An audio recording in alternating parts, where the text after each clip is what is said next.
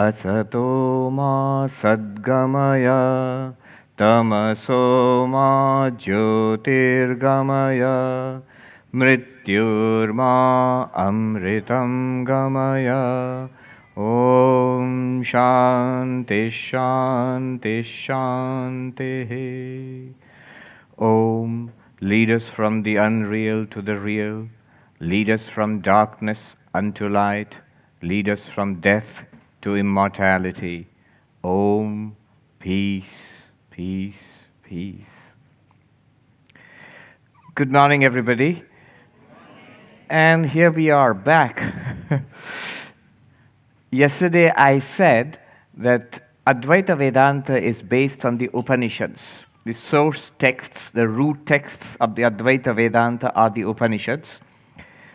And yesterday I used a text, the Ashtavakra, which is a very radical non-dualist text. But today I thought we should get a taste of the Upanishads themselves, go back to the root text and see what they sound like and how they approach the whole question of self-knowledge. Advaita Vedanta says that if we would know ourselves as we truly are, all our problems would be solved. The whole goal is to go beyond sorrow and attain deep, lasting, true fulfillment. And the promise is that if we would know ourselves as we truly are now, right now, and forever, then we would attain that goal of going beyond sorrow and attaining fulfillment. So in all the Upanishads and all the Advaita texts, the question is the same. What am I? And by knowing ourselves, we find that we are the absolute existence, consciousness, bliss. And by knowing ourselves as that, the goal is attained. So today, I will take up a portion from one of the Upanishads, the Taittiriya Upanishad, the well-known section on the inquiry through the method of the 5 sheets or the 5 layers of the human personality. So that's what we are going to do this morning. I'll speak for a while. And remember the 3 steps of the Advaitic inquiry: listening, reasoning, and meditation. Yesterday I said the first one is, what did he say? Yes, he said this. Then first stage is complete. The second stage is, do I understand it? This is what was taught. Do I get it? And the third stage is complete when I say, I know what the teacher said, I get what the teacher said, and now it's real for me. It's a fact. Then you can call yourself enlightened. Don't call yourself enlightened, but if it is true that I know myself as existence, consciousness, bliss, then that is the goal. That is the purpose of Advaita Vedanta. So without further ado, let's go into the Taittiriya Upanishad, a very ancient, very, very ancient text. A beautiful section. It's the second chapter. It comes in the second chapter of the Taittiriya Upanishad. It's called Brahmananda Valli, the section of the chapter on the bliss of Brahman. It already sounds nice, the bliss of Brahman. The first sentence of the chapter, I will recite the Sanskrit so that we also get a feel of what it sounds like, the original Upanishadic Sanskrit. The first sentence, to my mind, it encapsulates the entirety of Vedanta. Whatever Vedanta wants to say is in that first short sentence. What is that sentence? Brahma Vedapnoti Param. The knower of Brahman attains the highest, or attains the supreme. The knower of Brahman, Brahmavid, apnoti, attains, realizes, param, the transcendent, the supreme, the absolute. So in this sentence, we know what the goal is, Brahman.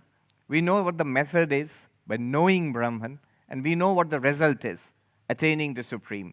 But all of this is rather abstract and difficult.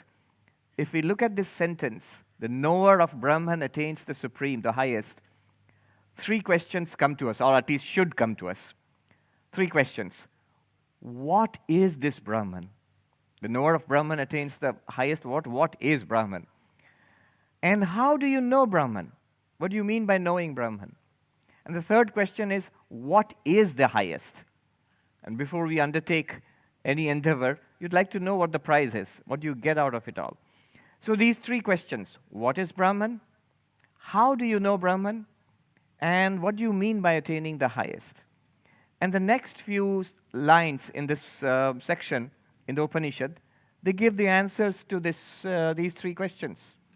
Tadeshabhyukta satyam jnanam anantam brahma. Thus it is said. Brahman, first question, what is Brahman? Brahman is infinite existence consciousness. Literally, reality or truth, satyam. Jnanam means knowledge, and anantam means limitless. So existence, consciousness, limitlessness is Brahman. Whatever that means. But don't worry, it will all become very clear very soon. How do you know Brahman? Yo veda nihitam guhayam parame vyoman.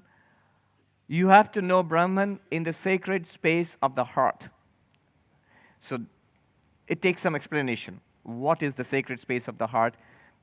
All it means is you have to know Brahman here. That means as I am Brahman. Not as that is Brahman or all of this is Brahman, but as I am Brahman. The method is to know oneself. And if you know yourself, you know that what you will find is Brahman, the ultimate reality of the universe. Then what is the result? Apnoti param, the attainment of the highest. What is this attainment of the highest? So ashnute sarvan kaman brahmana vipaschiteti. The one who attains the highest, the one who realizes oneself as Brahman, attains the fulfillment of all desires. Sarvan kaman saha. By knowing Brahman, one attains the fulfillment of all desires. Of course, one must understand what all of that means. Attainment of all desires, I can already see some hopeful smiles. Not what one would think. It's not that all your Christmas list will be fulfilled. Do I get the latest iPhone and that vacation in the Bahamas and whatnot? All of that, and do I get it all together? No. That is not what it means. It means something better than that. It means whatever we were trying to achieve by fulfilling all these desires for possessions, desires for relationships, desire for health, or desire for prosperity, or learning, or fame, all of these desires, what are they for? The simple answer is for fulfillment, for happiness. And unfortunately, they don't work. They might seem to work for a while, but ultimately they do not give what seems to be promised. And the proof is very simple. Here we are. Some of us, yesterday Ram was saying, from 2 weeks to 90 years. That's the age range of people here. So the oldest participant is over 90, and the youngest is 2 weeks old. Whether 2 weeks old or 90 years old, if we ask ourselves, am I happy after all I have done in 2 weeks or in 90 years? At this point, after all of that, whatever I've done in my life, am I happy? Am I fulfilled? We'll honestly have to say, most of us, except a very fortunate few, we would have to say that, no, I need something more to make myself fulfilled. So the world cannot fulfill that endless pit that is our desires. So what can fulfill us? Vedanta says, the claim of Vedanta is, if you know yourself as Brahman, as that unlimited existence consciousness, you are forever fulfilled. You are now not going around in the world with a begging bowl asking for fulfillment. So ashnute sarvan kaman saha means the one who attains Brahman, who realizes oneself as Brahman, has now all desires fulfilled, which means is deeply, completely, supremely happy, satisfied. The Bhagavad Gita puts it in this language, attaining which nothing further remains to be attained. Attaining to which even the greatest of sorrows cannot shake one. Note that then attaining this, the greatest of sorrows, is still possible. The greatest of sorrows cannot shake you, having attained yourself knowing yourself as Brahman, which means the problems of life will still keep coming. You have a body, the body is going to age and get diseased, and one day it's going to die. All problems in the world will keep coming. Even for enlightened people, everybody dies, everybody gets old and passes on. But the difference is this: the enlightened person, knowing oneself to be Brahman, to be the Absolute, is not bothered, is not affected or touched by what happens to the body, what happens in the to relationships or one's financial situation. Not that the person is callous, but has found something that is eternal and lasting and completely fulfilling. So there one has found true security. I'm reminded of one of the greatest philosophers who lived in the 20th century, Wittgenstein, who studied and worked here in Cambridge or Oxford, in Cambridge, I think. In Cambridge, yes, Wittgenstein. And he said, he had very interesting observations about many things, but religion, for example. He said, religion is the search for absolute security. And I like that because that really works for Vedanta. If you find that reality within yourself, you're absolutely, completely, truly secure. So these are the three answers to the three questions. What is Brahman? Infinite existence consciousness is Brahman. How do you know Brahman? You have to know Brahman as I, myself, as I am Brahman. And what do you get out of it? With the highest, the overcoming of all sorrow and the attainment of lasting, deep peace. All right. At this point, I can see a lot of mystified faces. Is that it? It is. But at the same time, we feel, no, wait a minute. I need some more explanation. It's not enough to say infinite bliss, infinite consciousness and existence is Brahman. What is infinite existence? What is infinite consciousness? So that definition of Brahman, Satyam Jnanam Anantam Brahma, infinite existence and consciousness is Brahman. If you want a further explanation of that, I actually have talked about it a couple of times. On YouTube, you can find, if you Google the definition of God. It's not actually a definition of God, but I thought that would be a catchy title. It's really a definition of our real self, the absolute reality, which is something, in Vedanta, it's considered something deeper than God. I'm not going to talk about that today. I'm not even going to talk about the third part of it. What is bliss and how is attainment of Brahman the attainment of lasting bliss? Not even that. I'm going to talk about what we're going to do today is the second question. How do I realize I am Brahman? So that's the crux, isn't it? If I realize that, then everything becomes clear to me and the result will follow or should follow automatically. So the second part, the second question, how does one realize I am Brahman? And to explain that, the Upanishad takes it up. After that, after this portion, the rest of the chapter is an explanation of how the process. And in Vedanta, the process is an inquiry. Inquiry into our experience, especially inquiry into our experience of ourself. So this is the famous Panchakosha Vichara, the method of inquiring into the 5 layers of the human personality. Often we come across these, the food sheath, Annamaya Kosha, the vital sheath, the Pranamaya Kosha, the mental sheath, Manomaya Kosha, the sheath of the intellect, Vijnanamaya Kosha, the causal sheath, the Anandamaya Kosha, and then the Atman, the true self. When you study Vedanta, you often hear this. This is one of the standard methods of inquiry. But the source is here. The source is in the Taittiriya Upanishad. And as we shall see, the presentation is also unique. It's not the way we normally study it. The original presentation in the Upanishad has a distinct elegance and beauty to it. So the talk is really starting now. This was the background. So what is the subject? The subject is an inquiry. The subject is us. I, me, myself.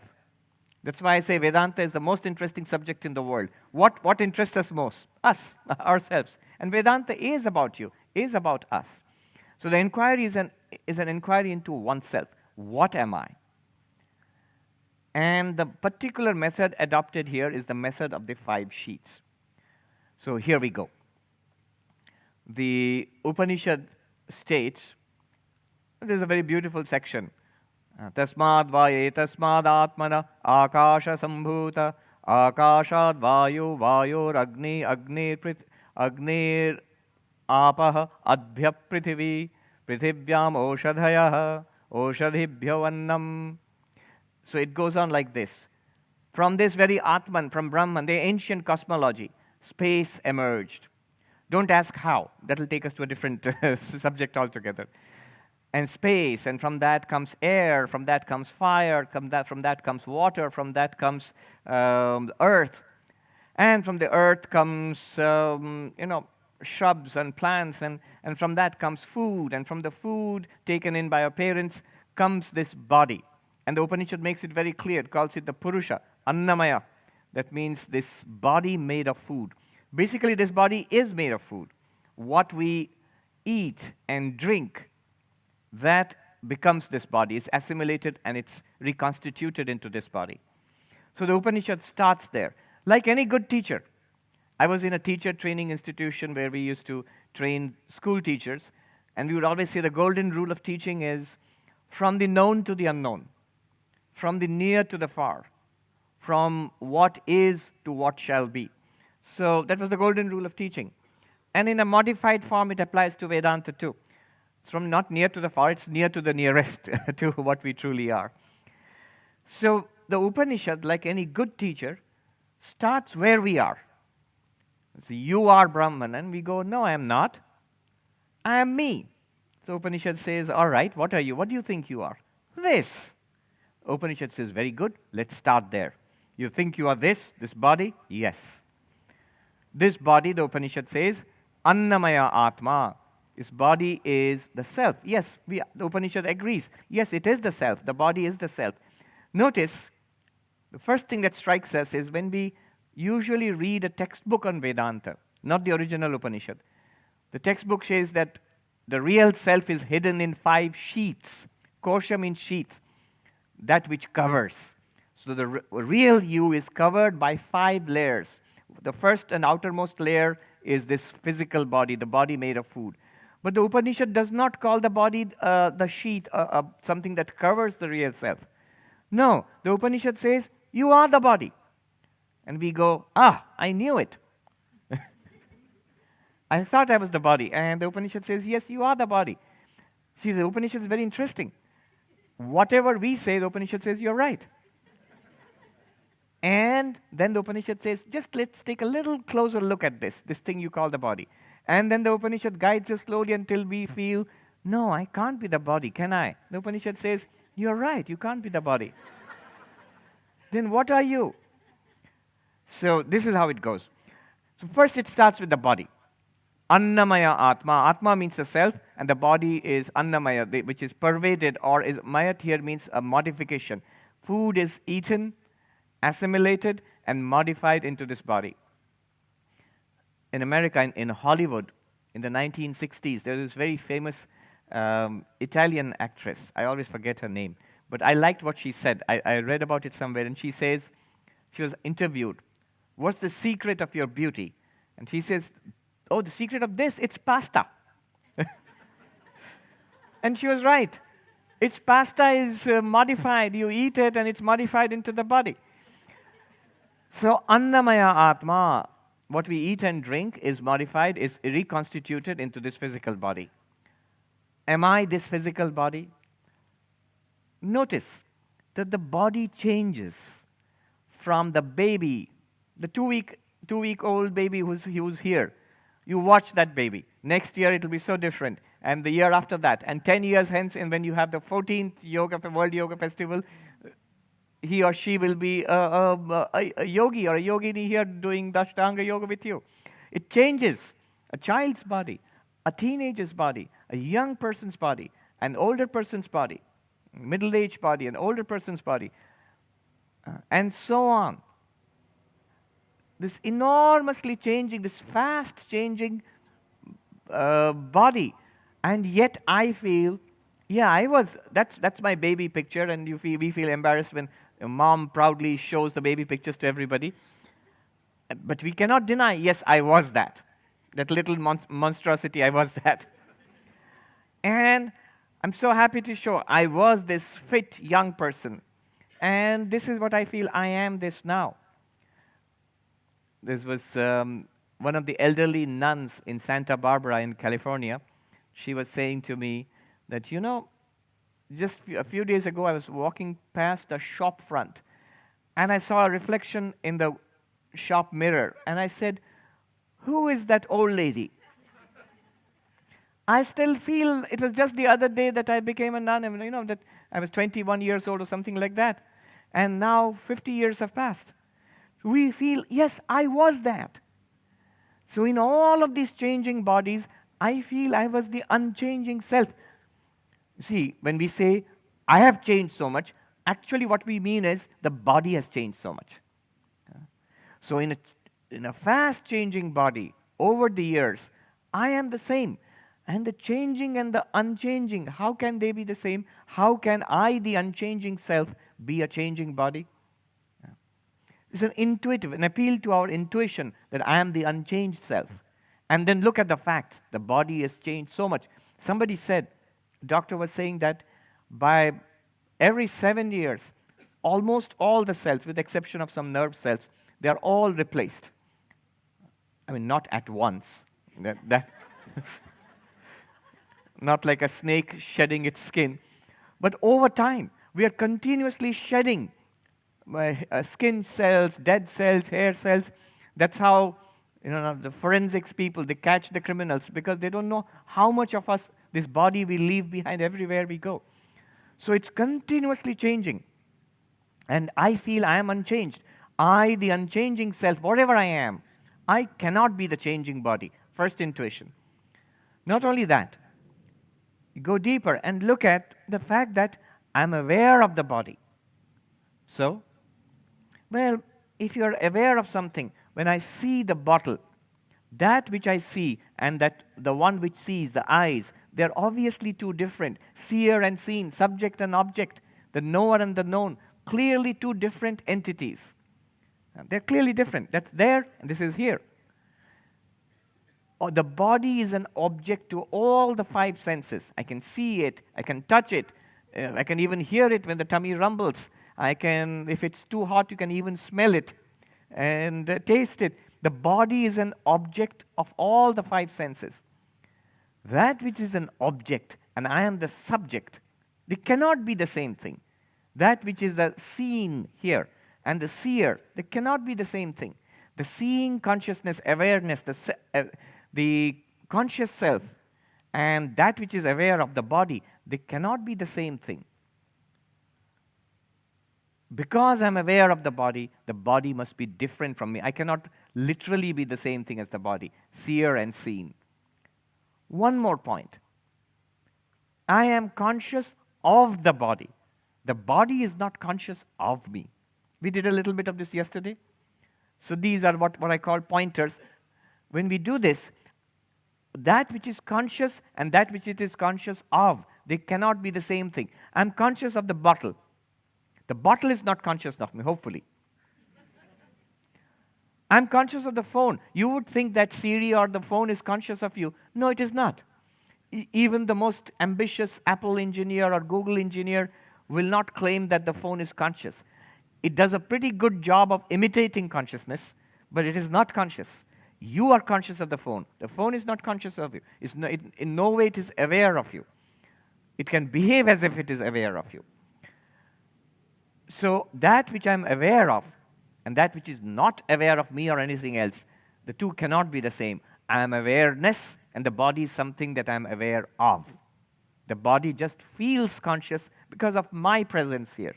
And therefore I'm aware of the body. I cannot be the body. Let's use just these three things. Because of these three intuitions, when it's pointed out to us, I, the unchanging, the intuition of the unchanging self, and the clearly changing body, I cannot be the body. I, the experiencer, the seer, the experiencer of the body, and the body which is experienced, the two cannot be the same.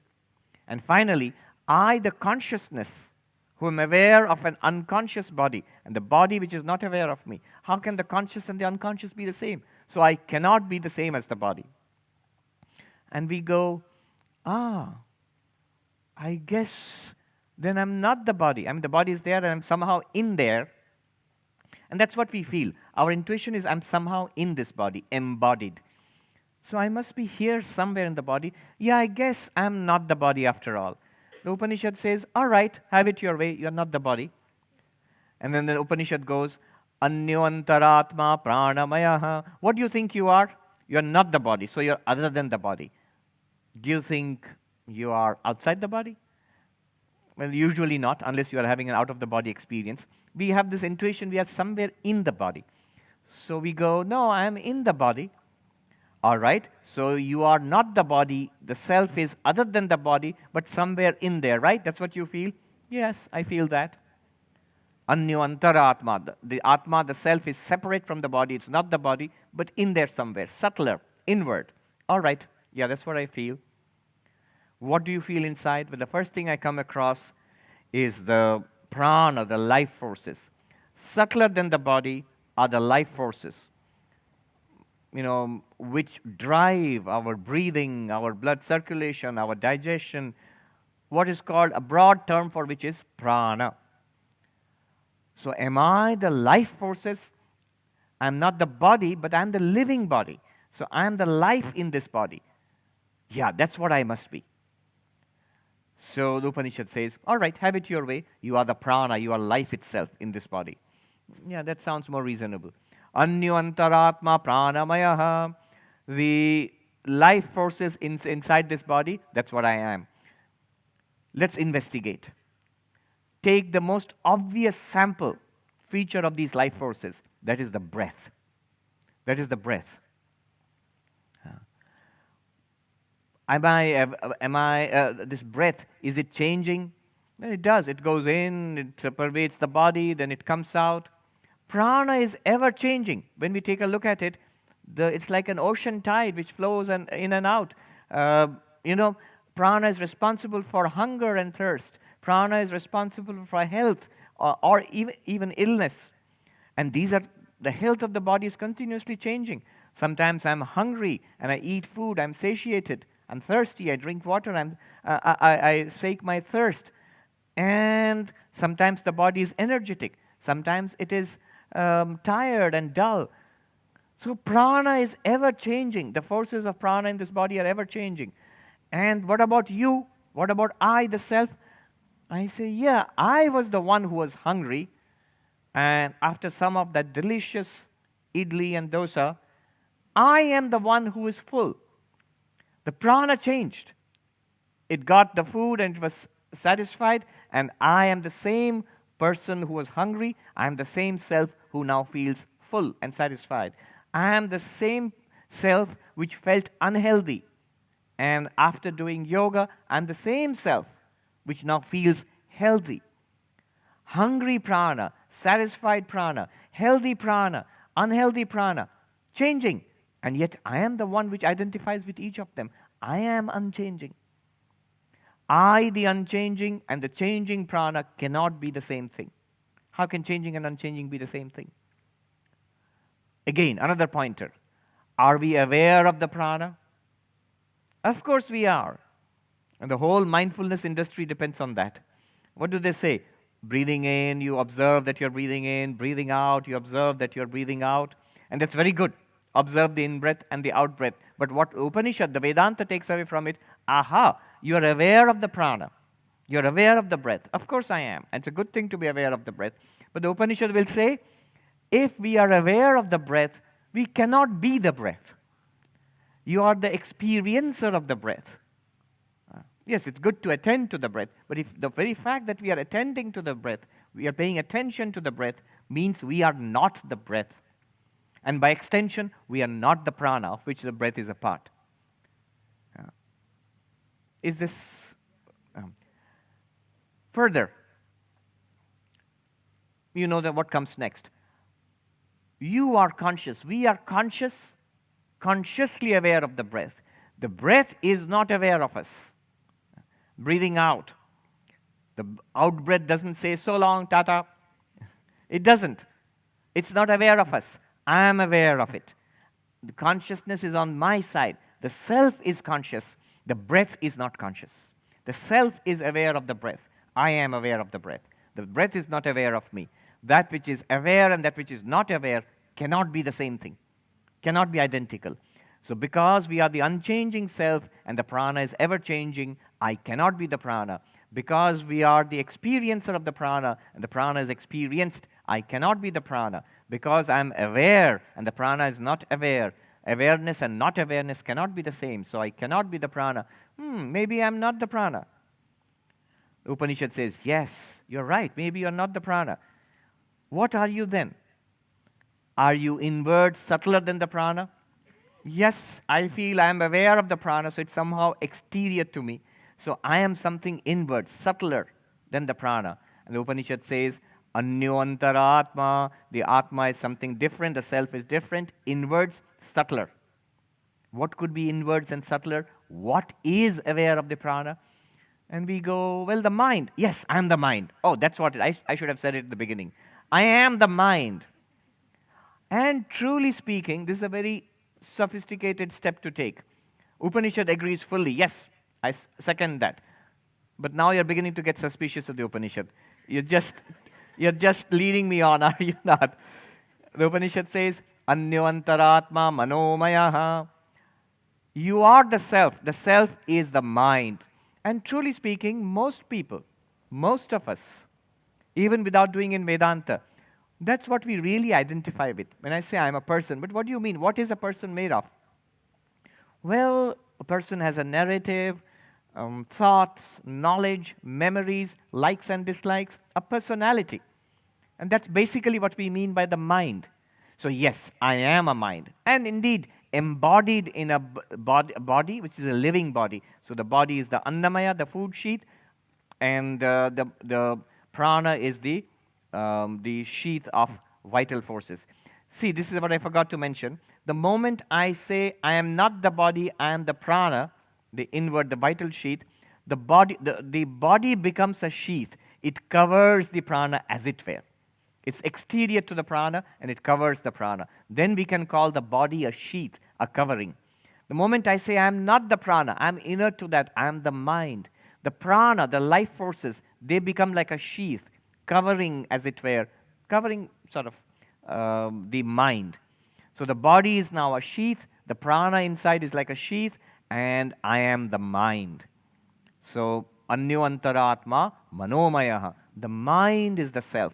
I am the self. Do the same thing. Is it changing? Oh boy, is it changing. Early morning, sleepy, get up, and then wash your face and do Ashtanga, very alert. Or Iyengar yoga, and you feel very alert and energetic. So the mind changes. You feel alert now. You feel bored, you feel excited, you feel annoyed, you feel happy, and all one after another, like a continuous stream. The mind is a series of mental events, thoughts, ever-changing, feelings, perceptions, ideas, memories. If I say, I am the mind, which mind are you? The angry mind? The happy mind?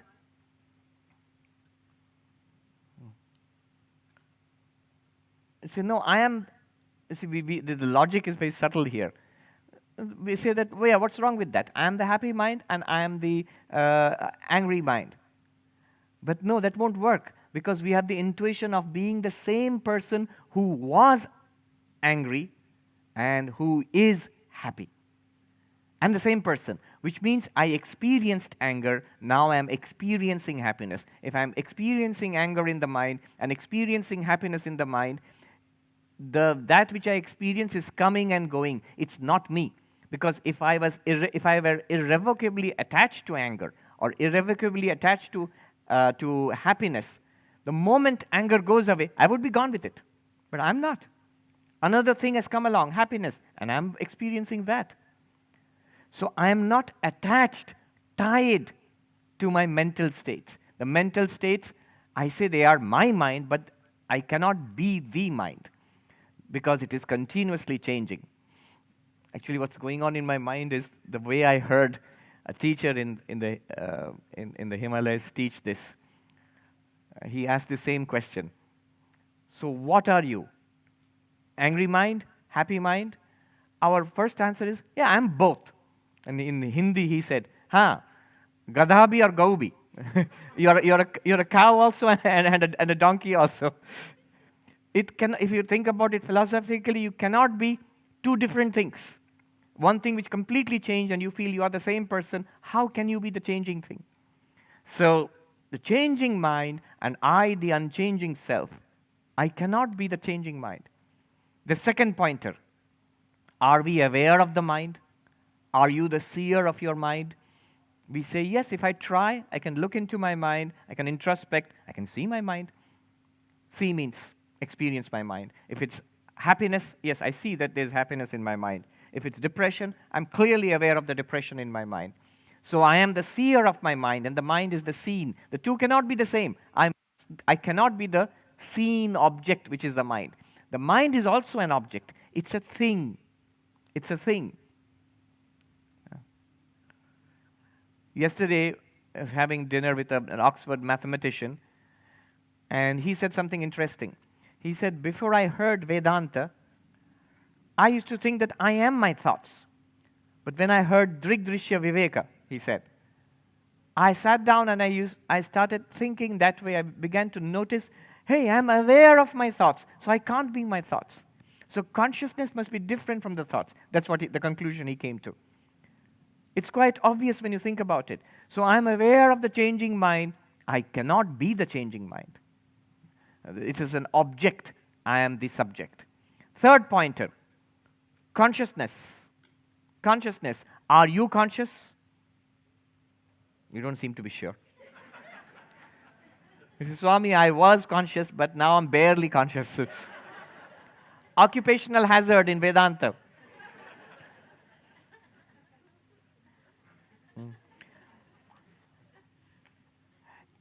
It's actually the mind which becomes dull or bored or excited and interested. It's the mind which becomes alert. It's the mind which becomes tired and dull. You as consciousness are actually unchanged.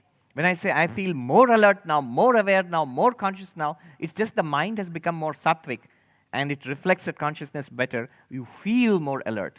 Notice one thing. If you are feeling dull and bored, you're aware that the mind is dull and bored.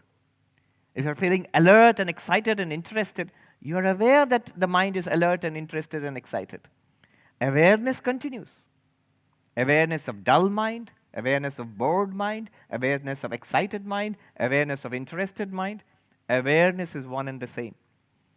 Awareness is always on your side. You are aware of the mind. That little exercise which we did yesterday, think a thought.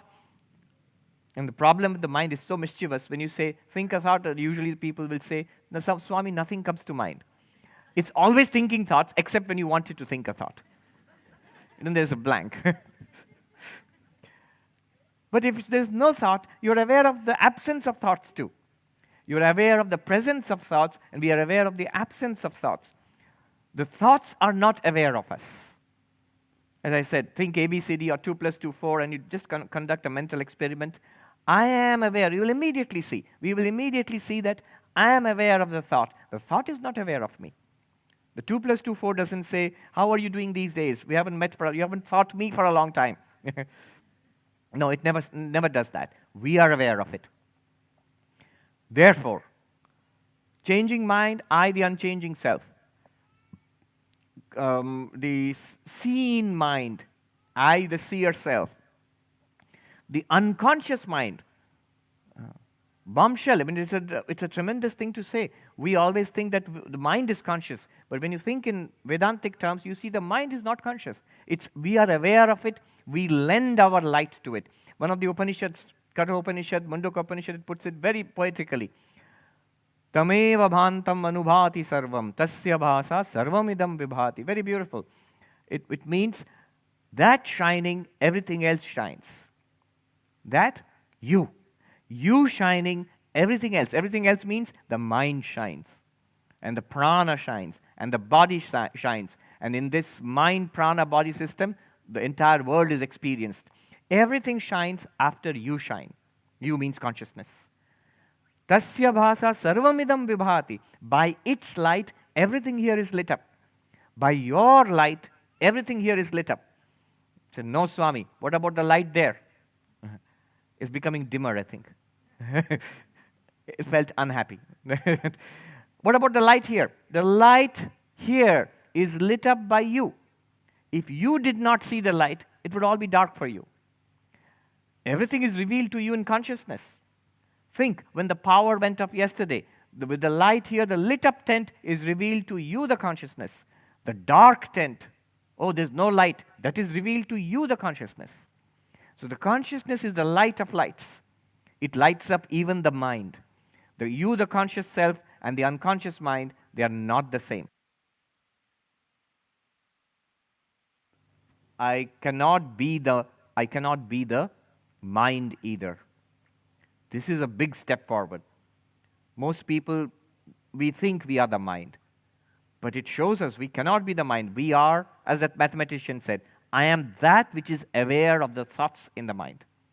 Right now, I am that which is aware of the thoughts in the mind. And of course, with the mind, I'm aware of the body. And of course, with the body and mind, I'm aware of the world. But I am not the body, not the prana, not the mind also.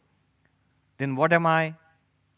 What is subtler than the mind, interior to the mind? And the Upanishad says, Anyo antaratma vijnanamayaha. What the Upanishad does is, and Vedanta does is, it splits the mind into its functions. The function which we are using now, hopefully, intellect, trying to understand, this processing which we are doing, that's a higher function of the mind. The difference between mind and intellect, I can put it in this way. Suppose we are working at a math problem. We have all had that experience. We're working away at the math problem without any success, thinking about options, trying this, trying that, and suddenly we get it. Aha, this is the solution. That moment of knowledge, that is the intellect. It's called vijnana in Sanskrit. So the knowledge sheath, the sheath of or the level of the intellect, I am the intellect, the faculty of understanding. That's who I am. I am intelligence, if I say that. I'm not the mind in general, but I am intelligence, that which is understanding right now. That's what I am. And that sounds pretty plausible. I had a professor once who read Vedanta and came to the conclusion, yeah, Vedanta is telling us we are intelligence. I said, no, something beyond that. But he could not go beyond that. So what is beyond intelligence? Just understanding. So I am understanding. That's why he was a professor. So that's what he felt. I am understanding. But you know what the Upanishad is going to do now? Apply those three. Does the understanding change? Oh no, here we go again. There seems to be no firm ground. Does the understanding change? Yes, it does. We better hope it does. That's how we learn. That's how we go from mistakes from wrong understanding to right understanding. That's how civilization progresses. That's how science progresses. We know. It was unknown, now we know. Then we find a mistake in our knowledge and we go further. Understanding changes. It better change. And I am the one who had a wrong understanding, and I admit, now I understand better. I am the same one. I did not know, now I know. Therefore, I am the unchanging self who now knows better. But I cannot be the knowing, the understanding itself. Unchanging self, changing understanding. I cannot be the vijnanamaya, the buddhi, the intellect. The second one, am I aware of my understanding? Of course. Imagine working hard at a math problem, not getting it, and then the delight, the breakthrough, the eureka moment. I got it. I understand. So I'm aware, definitely aware of not understanding, and I'm aware of understanding. So if I'm aware of it, and understanding is something, knowledge is something, the intellect is something which is understood or you are aware of, it's an object. And I am the subject. The subject and the object cannot be the same thing. I'm not even the understanding, the buddhi, the vijnanamaya. The third one, consciousness and not conscious, just like the mind, I am aware of the intellect. The intellect is not aware of me. The moment I got the solution to the math problem, I am aware of the solution to the math problem. The solution to the math problem is not aware of me. Obviously, when you put it like that, it seems as plain as anything. So because I am the unchanging, and the intellect is ever changing, because I am the subject and the intellect is an object, because I am awareness and the intellect is not aware. So suppose you say, no, the intellect is aware of many things. It may not be aware of me, this self of the Vedanta, but it's aware of everything in the world. It is aware by my light. By you, the consciousness, you lend light to the intellect. You lend awareness to the intellect. And using that, the intellect is aware of everything. So the intellect is not aware of the self is aware of the intellect. You are awareness, and the intellect is not awareness. Therefore, I cannot be the intellect. The self and the intellect cannot be the same. I am subtler than the intellect because I'm aware of it. It's an object to me. I'm inward to the intellect. Anyoantaratma anandamayaha. Here is something we rarely consider, but the Upanishad takes us to very subtle levels. Now we are operating at extraordinarily subtle levels. I am not the intellect. Push beyond the intellect. What do you find? If you actually try it. The beauty of Vedanta is you don't have to believe it. You don't even have to take it as a nice philosophy. You can actually check on it every moment we are experiencing. Are we not experiencing the body every moment? Yes. Are we not experiencing the breath? Yes. Are we not experiencing the mind? Yes. We are experiencing the intellect? Yes. Beyond the intellect, if you push right now in experience, some of you may be embarrassed in saying, Swami, it's a blank. You are right. If you consider body not being experienced and the beyond, deeper than the body, the prana, the mind, the intellect, all we reach is a blank. The Upanishad says, this is what we experience in deep sleep. And the name they give to it is the Anandamaya. The blankness, the darkness, the resolved, or philosophically speaking, the potential state, the resolved state, where all impressions, ideas, thoughts, memories, they as if they disappear into a black hole. They're still there in deep sleep. It feels like nothing. But notice the language. It feels like nothing. If it feels like nothing, then there is awareness there in deep sleep also.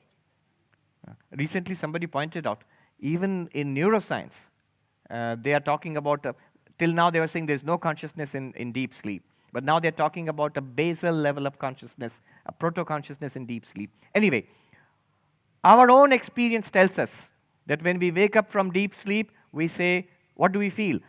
I slept happily. I did not know anything. But I slept happily. I did not know anything. That's also an experience. So there was an awareness. There was no self there. There was no ego there, which said that I am in deep sleep. If you say I am in deep sleep, then you are not in deep sleep. But after waking up from, what wakes up? I wake up. No. You are still there in deep sleep. What wakes up is the mind. It's the mind which goes to sleep. Obviously, when you're feeling sleepy, in a boring Vedanta lecture, for example, notice this. It's the mind which is feeling sleepy. Because you are aware of it. If it's the mind which is feeling sleepy, what is the one which inevitably goes to sleep? It must be the mind. Therefore, you, the awareness of the mind, you continue in the waking mind, you continue in the sleeping and dreaming mind, you continue in the deep sleep mind also. And when you wake up, you say, I was asleep, I slept happily, I did not know anything. The Upanishad calls this the Anandamaya, that which is pervaded by bliss. Why is it bliss? Well, basically, psychologically, when we look back upon it, it seems to be a state of very deep relaxation, very deep. I was just thinking, it's there in every language. I slept like a log in English. In Bengali, they say ghumiye kada. Now, if you translate it, it means slept like mud.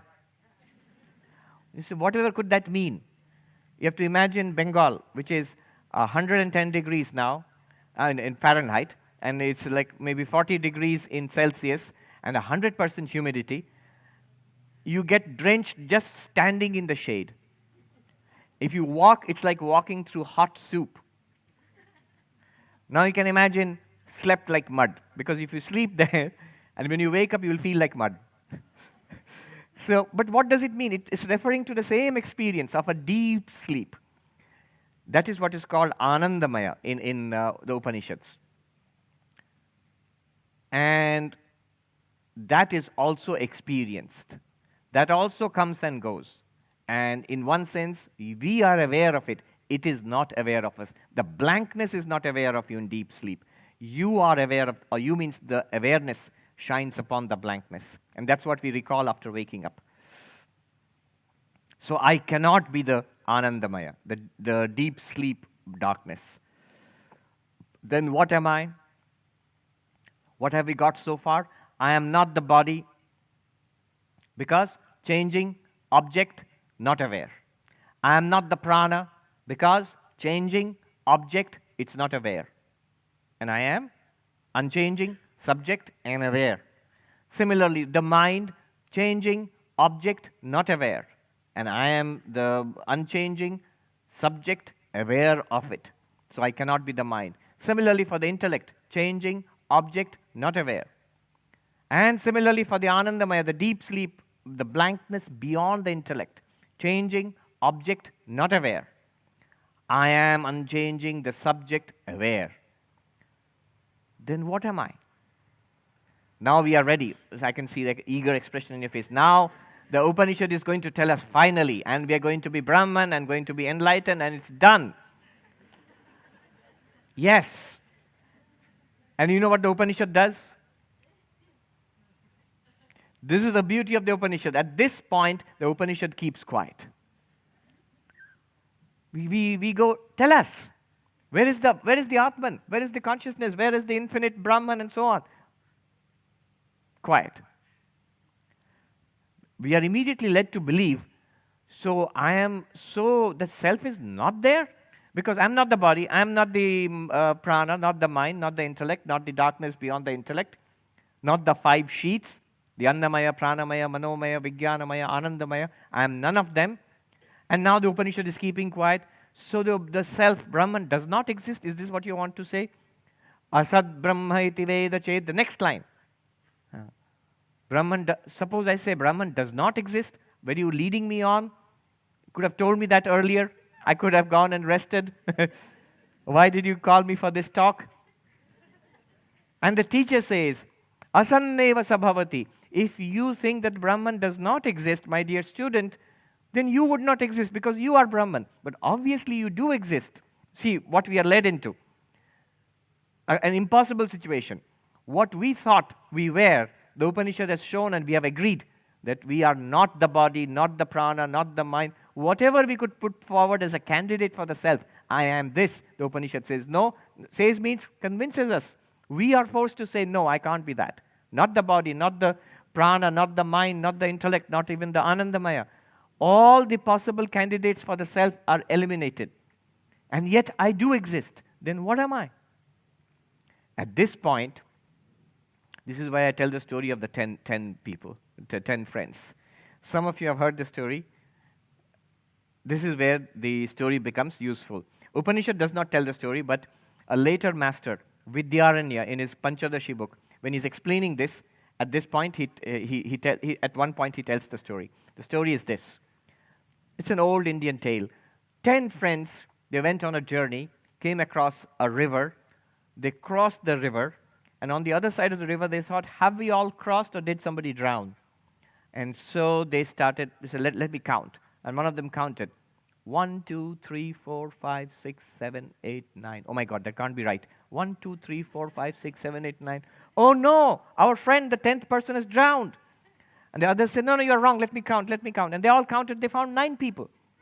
And they all sat down and started weeping and wailing until another person, the wise guy, which means something else in America, passed by and said, why are you crying, my friends? And they said, oh, sir, a tragedy has struck us. We were 10, and now we crossed the river, and our dear friend, the 10th person, drowned. And that man must have counted. He realized what happened. He said, do not weep, my good friends. Your friend, the 10th person, is there, is alive, is very much present. See, this is the point at which Vedanta comes, the teacher comes, the master comes and tells us, do not weep. You are immortal. You are not subject to death. You are not subject to unhappiness and misery. You are pure being and awareness. You are not limited to a body and mind. At this stage, it's just information. We really don't know it. And they also don't know it. But they believe this person. So there's a stage at which we think it may be possible. What the Upanishads say, what religion tells us, what spirituality tells us, it may be possible. That's the stage.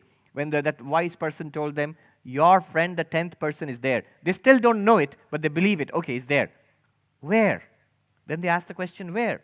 It could very well be, sir, that you are walking by. Maybe the 10th person got swept away, and a mile downstream you found the 10th person. Maybe you're telling us that. So where is our friend, the 10th person? And this man says, I will show you. Exactly like the Upanishad. I will show you that you are Brahman. This says, the 10th person is there. I'll show you.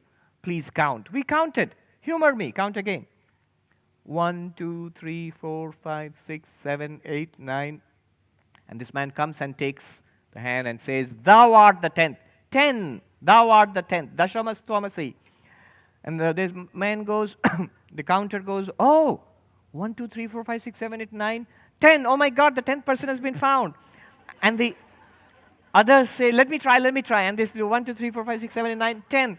And thus they were enlightened, and the 10th person was found, and they were so happy. We may laugh at them, but we are doing exactly the same thing. Now we will try it on ourselves. What the Upanishad wants us to realize is this.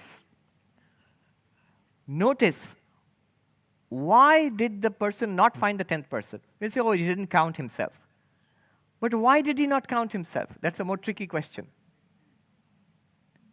Because he thought the 10th person would be outside. Why did he think the 10th person would be somewhere other than himself, outside? Why? Because he found the other 9 outside. Follow this carefully. Very vital to our enlightenment, this part of the story. We will apply it now. Because, why did he think that the 10th person is outside? Because he found the other 9 outside. It's a reasonable assumption. 1, 2, 3, 4, 5, 6, 7, 8, 9 are out there, and the 10th should be somewhere there. Not there. But the 10th person is not like the other 9. The 10th person is the subject. The 9 are object. So you have to turn around and count this. Now, when we are searching for the self, for Brahman, for infinite awareness, existence, consciousness, whatever we call it, our inevitable tendency is to look for it as an object. You say, no, it's not. I'm looking for myself, the subject. You're still looking for an object. Take this seriously. The only reason, the one and only reason we are not enlightened, the only reason is we're still looking at an object, howsoever subtle. We are unable to do this turn. 9, thou art the 10th. So how do we do it? What the Upanishad does is it takes us to subtler and subtler realms of the body-mind complex till it comes to the subtlest, the intellect, which we are using now. And beyond the intellect, the blankness. At that point, it's like the 9th person. That blankness beyond the intellect. From there, that turn, it can't be a physical turn. That intuitive turn, let's call it that way. That one which is aware of the body and the prana and the mind and the intellect and the blankness beyond the intellect. That one I am. What is that one? You cannot point it out as an object. You have to intuitively realize it as I am that. Actually, see it, but here all language will be within quotes. No language can refer to it. It is transcendent, but it is you. It is the real you. We will lead you up to the subtlest possible realm of experience, of object. And from the subtlest object, the last turn has to be towards the awareness, which is the subject, which is you, which is I. How will we do it? We can do a simple practice here. I'll do that for just a couple of minutes, and then we'll stop, and then we'll discuss it. If you can sit up straight, not rigid, and relaxed. Some will go, now the real thing. Not the real thing. The real thing is over. The teaching was the real thing. Now we are going to look at what we learned in the laboratory of life. Just see if we can find that. Okay. Relaxed, take a deep breath. Let it go. Closing the eyes. Now, feel the sensations of the body. Here is the body, touching the chair, the ground beneath our feet, the sensations in the stomach, the tensions and the relaxation of the shoulders, the neck. This is the food sheath, the annamaya, the body. And raise the hand, the right hand, slightly, and then put it down. That energy which I use to raise the hand and put it down, that is prana, the life force. Notice the prana. A good way is to notice the breathing. Breathing in and breathing out. That is the prana. Notice the prana. And notice that I am aware of the prana. I am aware of the body. I am aware of the prana. Go deeper. The thought that I raised my hand and I put my hand down, that thought, that is the mind. Notice, I am aware of the mind. The mind is not aware of me. Go deeper. This very process which we are doing, the one which said, I am aware of the mind, I am aware of the breath, I am aware of the body.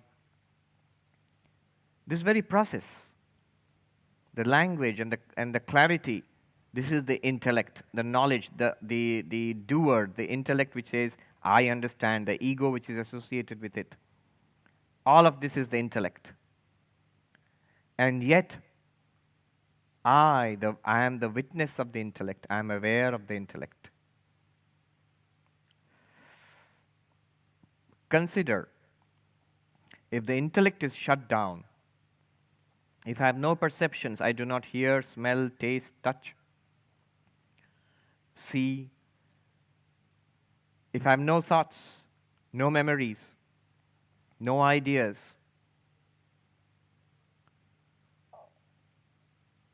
the blank, and yet I'm still there. Whatever I am aware of the blank. Now, turn inwards from the blankness and do not try to catch yourself. Do not try to catch. The inevitable attempt will be to catch the witness of the blankness. Do not try to do that. Know that I am not the blankness. I am clearly the witness of the blankness. I am the witness of the blankness, the Anandamaya, the witness of the intellect, Vijnanamaya, the witness of the mind, Manomaya. I am the witness of the prana, Pranamaya. I am the witness of the body, Annamaya. I am the witness of the 5 koshas, the 5 sheets of the body-mind complex. They change, I do not change. They are objects, and I am ever the subject, the witness. They are not conscious, I am consciousness. They shine by my light. The body changes, ages, and will one day die. I am the witness of its change and aging and inevitably of its death. The prana changes, hunger and thirst, sickness and health. I am the witness of the changing prana. One day I'll be the witness of the transmigrating prana, which I have seen many times. When one body dies, it goes away. And I am the witness of that. I am the witness of the changing mind, ever-changing mind. The mind of the child, the mind of the teenager, the thoughts of the adult person, the slowing down in age due to maybe Alzheimer's or Parkinson's. I am the unchanged witness of all of that. I am the unchanged witness of the changing intellect, which understands, which gets confused, which gets clarity. I am not the intellect, I am the witness of the intellect. And beyond all of that, the blankness, I am the witness of its coming and going.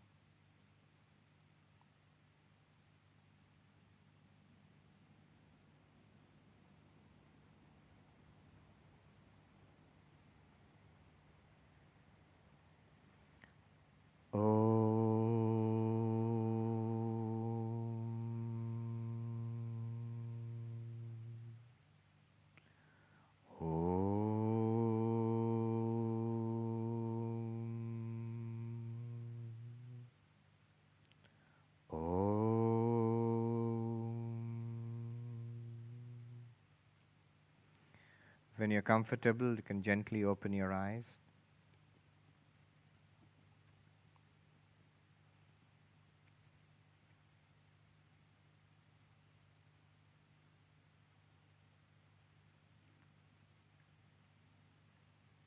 The way to do it experientially is very simple.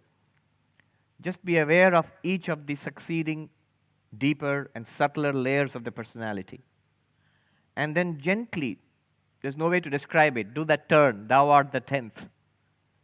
Never objectify yourself. You cannot. Don't search for a thing called consciousness.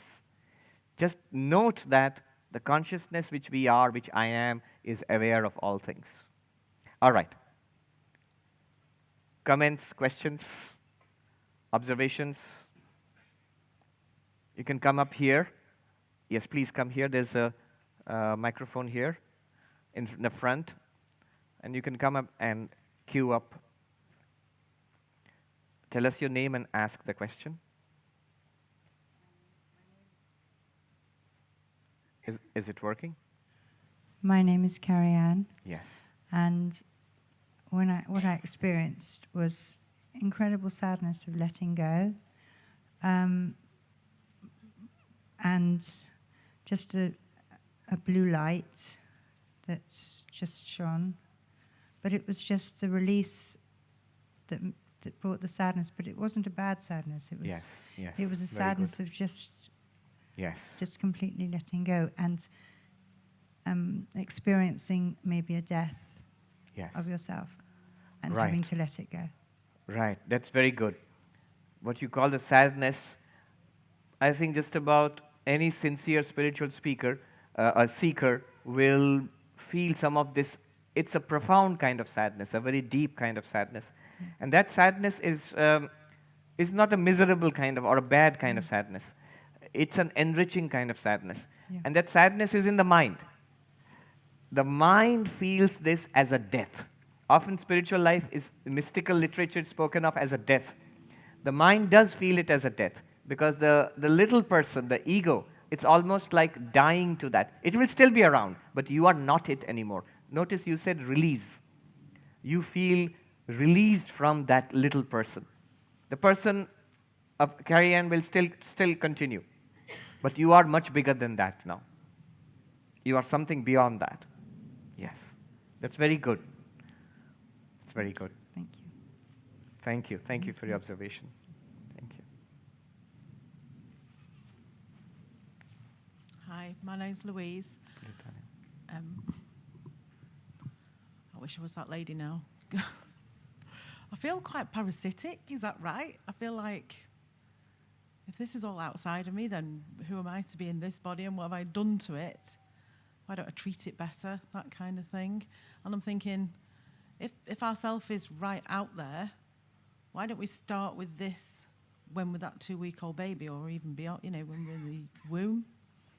Where does it come? Where do we come from to get into where we are now? Yes. That's a very good point. The first thing you said that I feel quite parasitic. Yeah. That's what you said. It's an interesting thing. Nobody has ever said that, but that's an interesting pointer. But you have just pointed out. Once you feel that I am actually not this body and mind, and still experience it. Now this experience should come. Not that you are a parasite. You are actually the reality. In fact, in some sense, the body-mind is a parasite upon you. But it is also true, what she just said, Louise said that I should treat it better. Immediately a kind of natural wisdom dawns upon us. As long as we think we are the body and mind, we are so tied up with it. We actually torture the body, we torture the mind, and we make it quite perverse. But when I realize I am not it, and I don't depend on it, then actually I can take proper care of it and use it for the welfare of all. Right now, I am exploiting it, as it were, to satisfy the unsatiable demands of this little false self. But now I realize my vast nature, which is permanently, I am that. And so I can now live wisely. It's a good point. You are not a parasite. You are the reality upon which depends the personality of Louise, the body-mind, the 5 sheets. But because you are free of it, now you can use it to the best for its own sake, for yourself and for everybody else. Yeah. We are not, what's the word teenagers use? Needy. We are behaving very needily towards the body and mind. We want so much from it. Now we realize I am ever free from the body and mind. We are not needy about it. We are very relaxed. Nothing that the world can give you, the real self, can add one bit to you. It cannot improve you, cannot increase you, cannot add one bit to you, the real self. Nothing the world can take away. You will not lose anything to the world. The body can die. The body can become diseased. The mind can become depressed. But you are neither of them. You are the unchanging observer of all of that. The amazing thing is when we realize ourselves as that light, unchanging light which shines upon the mind becomes more relaxed. The mind becomes much happier, more serene. It's a very good insight. Just tell us your name. So my name's Michael, and I'd like to thank you for your open and engaging talks yesterday and today. Thank you so much. Thank you, Michael. Sir, Patanjali says that even the wise amongst us suffer. And so you've spoken today about all these different levels of our being. And so if I feel angry, if I feel upset, if I feel inadequate, where is that on this scale of the anamaya, pranamaya, and so on? Where is that happening, sir? At the emotions are at the level of the mind, and confusion, delusion are at the level of the intellect. Thank you. And instead of just theoretically understanding this, which is very good, this whole annamaya, pranamaya, this whole thing is a framework. Yes. But what we are invited to do is to actually check in our experience. Here is the annamaya, here. And here is the pranamaya. Here is I can't show you the manomaya, but I can feel it. Here is the manomaya. And this process of understanding which we are doing, the intellect, subtle movement of the intellect, that is the vijnanamaya. Push further back, there is the anandamaya. And what are they all appearing to? Who are the 9 persons? Who is counting the 9? That I am. And that one is ever free of the 5. It acts through the 5. 5 sheets. Yes. Thank you, sir. Thank you. Yesterday somebody asked about Buddhism, the no self. Is a gentleman here? Yes. The 5 skandhas, have you noticed something? In Buddhism, the 5 pillars of the so-called self, which the Buddha demolishes, it cannot be the self. It's so similar to what we did just now. The 5 sheets of the personality, the Upanishad talks about, what we took to be ourselves. We are not that, clearly. We are something beyond all of this. And why the Buddha remained silent about the real self is, notice, the real self can only be caught, within quotes, by that intuitive turning inwards. It cannot be described by any objective language.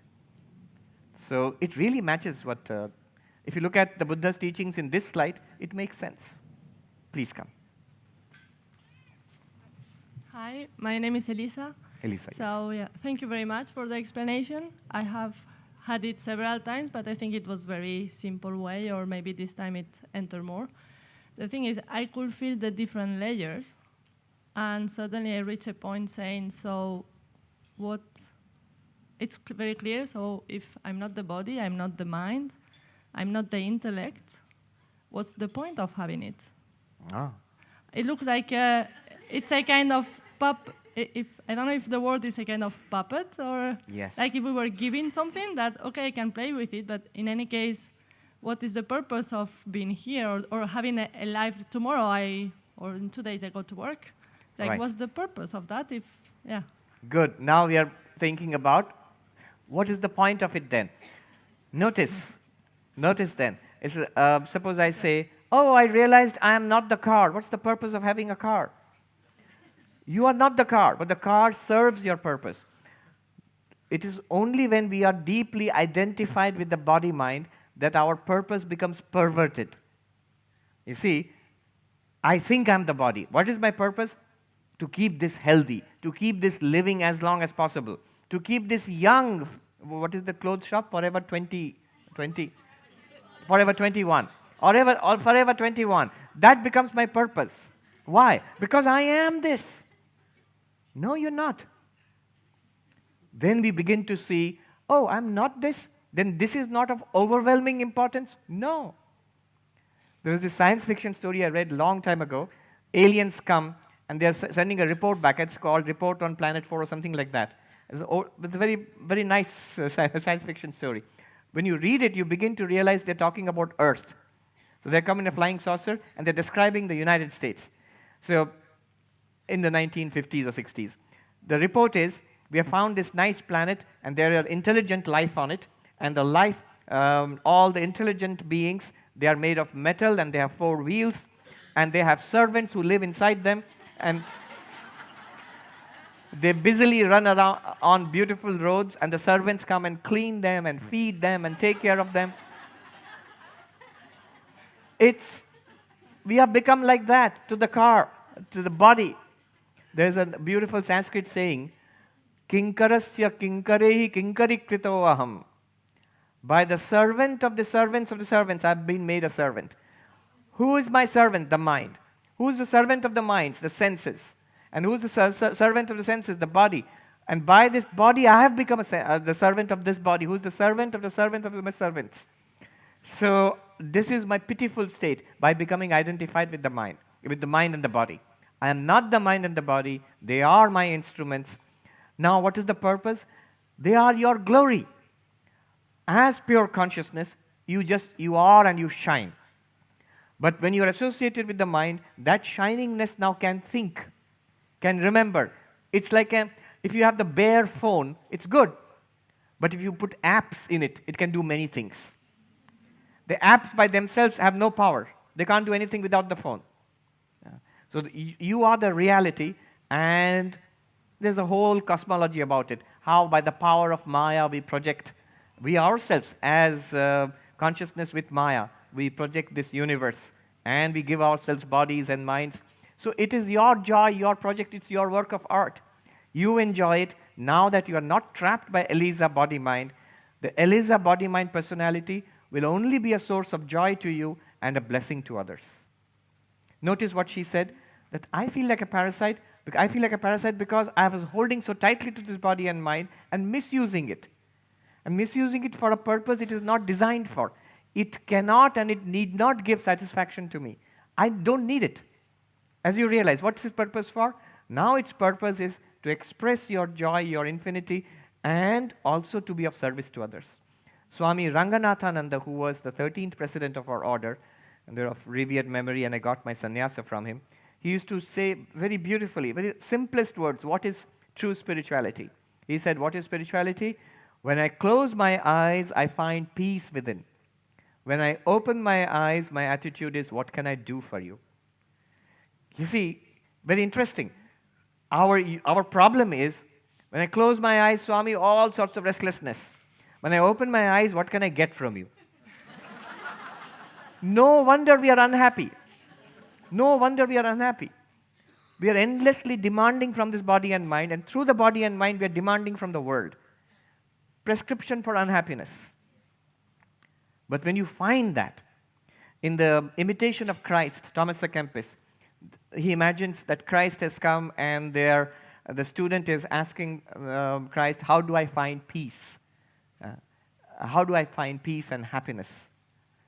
And what in that imagined dialogue, what the Christ says to the student, if you hear it, you'll be shocked. It's just the opposite of our modern life. Christ says to the student, my son, if you want peace, always seek to have less rather than more. First, always seek to have less rather than more, number one. And just the opposite of what we do in modern life. Second, always seek to be last rather than first. Just the opposite of modern life, especially opposite of Manhattan philosophy in New York. Third, even more difficult, always seek to do the will of another rather than your own will. Even more difficult. And last, in all things, know and accept the will of God. Seek to have less rather than more, seek to be last rather than first in matters of enjoyment and privilege. And seek to do the will of another rather than your own, and seek to know and accept the will of God in all things. Very good. But one little point is there, is how do I do it? It sounds so difficult. The moment you realize I am not the body-mind, I am the unlimited awareness beyond that which shines upon the body-mind system, that which shines upon the 5 sheets, then you will see the practice of these 4 are easy. Not only easy, they are natural. Yeah. Thus we live. Thank you, Elisa. Come. We have got very little time. I'll do a rapid fire. Tell us your name and ask the question. Hi, I'm Joe. I wasn't here yesterday, so I apologize if I'm repeating this gentleman's question. But Yes. what I'm confused about is in Vedanta, you speak about the self as the True. witness, and in Buddhism, there's the focus on no self. And I wondered if you could give some clarification for that. Yes, that's what we spoke about yesterday. This is as one great Buddhist teacher told me, big question, no time. I still remember his face. He grinned down at me. The Sakya treason. Yes, but let's put it this way. There's a whole ancient tradition of debate. What I'm going to tell you will contradict that. Neither the Vedantins will agree, the ancient Vedantins, nor the Buddhists the traditional Buddhists will agree, because they say there are 2 different approaches. The Vedantists cut down, all the Hindu philosophers cut down the no-self theory of the Buddhists, and the Buddhists cut down the self, the Atman theory of the Hindus. But if you looked at 2 philosophies, Advaita Vedanta, what we are talking about, and the Madhyamaka Buddhism, which is the foundation of Tibetan Buddhism, for example, and a lot of Mahayana Buddhism, the Madhyamaka Buddhism of Nagarjuna, you will find they're using almost the same language.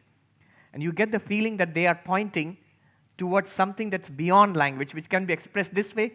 Somebody put it yesterday, was saying, isn't it like 2 paths up the same mountain, 2 different paths, but it's pointing towards the same peak? Yes, that's how I would put it. And I'm not alone. There are many who are saying this, and especially in the Western world, where you do not carry the baggage of 1,000 years of animosity and debate. By the way, animosity is not a bad kind of animosity. It's an intellectual animosity. You're like friendly debaters, the Buddhists and the ancient Hindus. So nearly 1,000 years of debate after the Buddha, till about 8th or 9th century, where self versus no self. But here you don't carry that baggage. And you almost, I've seen Western teachers and students of Buddhism, they're saying, hey, Swami, you're saying the same thing as we are saying. Yes, actually. Language different. You can call it the void, you can call it the infinite, the Purnam, the full. I'll leave it at that. Thank you. 2 minutes? How much time have we got? 2 minutes. Maharaj, Yes. this is Sridhar. My question is related to the experiment we just did, the 4 layers. The 5 layers. 5 layers. And you also spoke about something called Chidabhasa. Yes. The reflective awareness. Reflected consciousness. Reflected consciousness. So at this very experiment we were doing, where we were focusing our awareness on this body and then moving Yes. gradually, is that focusing the reflected consciousness? Absolutely. Absolutely. Right now, we all feel aware. We all feel aware. We all feel consciousness. So is that the Atman? No. The awareness which we feel right now is called Chidabhasa, reflected awareness. It is you, the consciousness, shining on the mind, on the subtle body. The Vijnanamaya Kosha, the Manomaya Kosha, they shine with awareness. You feel aware. That is a reflected awareness. Notice that it sort of tends to shrink and expand depending upon your alertness, the condition of the mind. Yes. So that is the one which is transactional, vyavaharika. We use it for all our purposes. Is that what you're asking? So I'm still trying to understand, like. Then what is the real consciousness? Yeah. Note one thing. You can never speak about the reflected consciousness without referring back to the original consciousness. They are not two things. You can never speak about moonlight. Moonlight seems to be an independent light, but does the moon have light? No. It is the sun's light. Moonlight, you cannot think of moonlight without knowing that it's, if we know our basic geography and astronomy, it is the sun's light all the time, but reflected from the moon to the earth at night. Whatever lights up our mind right now is the light of the consciousness of Atman, which you are. Practically speaking, we use the reflected light, but the Atman is always the source. Just remember that. Yeah. The last one. Just tell us your name and ask the question. My name's Elizabeth. Last year I actually experienced I am not my body and I'm not my mind for the first time. And I know that I have experienced it, but I'm finding difficulty with a lot of the things that I have experienced in my life, which I've then, through repetition and a lot of thinking about them, then put into my subconscious mind. Correct. How do I then Absolutely. Very good. able to then deal with resolve that, those when yeah. I don't even know kind of sometimes Yes. how I'm acting, because it's always Correct. subconscious. Correct. Very good. This is a Big very good question, question. and it's a standard question in Advaita Vedanta. This is the question which comes up at the third stage. First stage, where you learn Vedanta. Second stage, where you reason with it and you get clarity. The third stage, this is called Nididhyasana, and the Vedantic meditation. And the purpose of that is to shine the light of this intuition which you have got. I am not the 5 sheets. I am the consciousness beyond body and mind. If I am that, stabilize yourself in that and shine the light. That means this awareness, this intuition, from that vantage point, look upon the tendencies which come up, the ingrained patterns of thought and behavior. Then they will begin to loosen. The whole purpose of Vedantic meditation, actually, if you ask a traditional Vedanta teacher, is not enlightenment. Enlightenment comes from the teaching itself. Once you've got the insight, now the Vedantic meditation is to drive out the old patterns of conditioning. So to become enlightened while living, free while living, that freedom will come when the intuition, intuition of enlightenment that I am Brahman, I am Atman, is now expressed in day-to-day life. When you try to express that, when you try to live it, what Elizabeth is saying, the problem will be, there'll be a resistance. There'll be a resistance from the body and from the mind, from the person Elizabeth, because that one is used to lifetimes of conditioning, at least this one lifetime of conditioning. And that will push back against your new way of understanding. And if I am the body-less awareness, then I don't have to be a servant to the body. If I am the consciousness beyond the mind, I don't have to be a servant to the mind. But the mind will demand, you've been a servant so long, the body will demand, hey, do this for me. Then to express that enlightenment, the Vedantic meditation is useful. So what do you do there? First of all, be well grounded in that intuition. It's not enough to understand it. It's one must stay with that understanding. One must let it sink in. So there are many techniques of Nididhyasana, Vedantic meditation. The more the clarity grows that I am not body and mind, the more power you will have over the body and mind. The less power body and mind will have over you. So I say it's like your uncle gives you rich uncle gives you a Ferrari, and you take it out for driving in London. Don't do that. If you don't have a driver's license, you have never driven a car, even a Volkswagen in your life. That's why people say, I understand Vedanta, but I can't apply it in day-to-day life. Don't. For God's sake, lead a life of balance, common sense, and strengthen yourself. Settle down. Be well grounded in the intuition which you have already got. Then you begin to take baby steps. Take it out for a little spin in the parking lot before you go to drive in central London. So, thank you very much. Thank you so much. Good question. Thank you.